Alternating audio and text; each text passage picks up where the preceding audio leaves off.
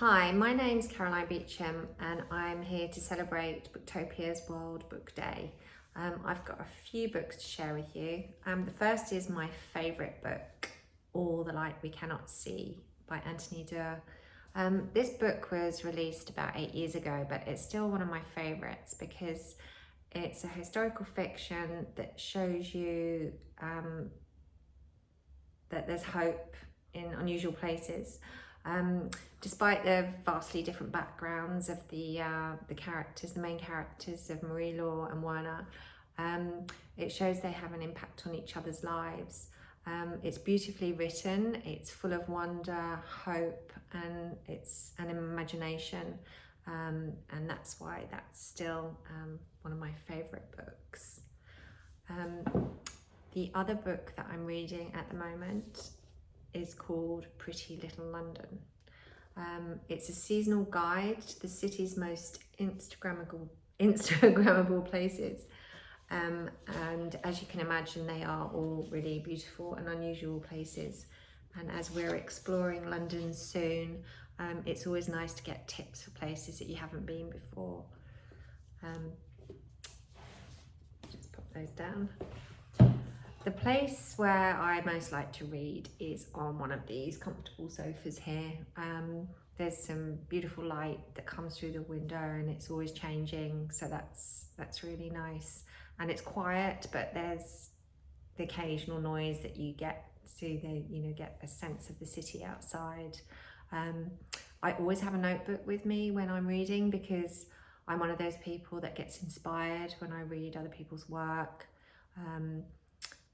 I like to find out what is successful about it, and I can do that by making notes and breaking it down and having a look. And if I'm out walking, then I use my iPhone and I just take notes on my iPhone. But if I'm at home, I'll definitely have a pen and a notebook by me. I'm reading Pretty Little London at the moment. It's a seasonal guide to the city's most Instagrammable places. And as you can see, it's really quite a beautiful book. We're going to be travelling soon to visit, and it's always great to get some tips to go places you haven't been before. And I have about 5 fiction books on the go at the moment as well, so it's good to have something quite different to read. The other book that I've got with me is Esther's Children, which is my new historical fiction novel, which is coming out in May. This book is set on the picturesque streets of Vienna and in Britain in the grip of war. It's based on a true story. A woman called Esther Simpson, who worked for an organisation that rescued at-risk scientists who were targeted by the cruel anti-Semitic regimes that were taking hold in Europe. Now, Esther worked tirelessly to find places for these academics and scientists in Britain and also in America.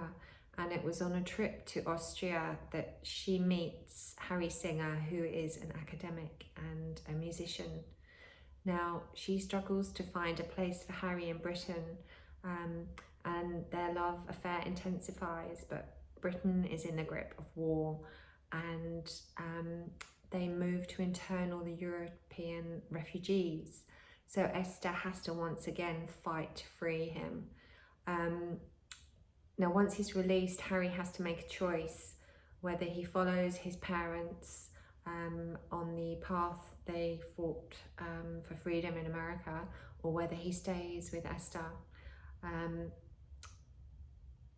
The main story is their love story, but there's an awful lot of other story threads within this novel, and I hope you find it as compelling to read as I found it to write, that you are carried away, that the reader is carried away by the relationship, and that they're awed by the bravery of the other characters who helped to fight for the rights of these academic refugees.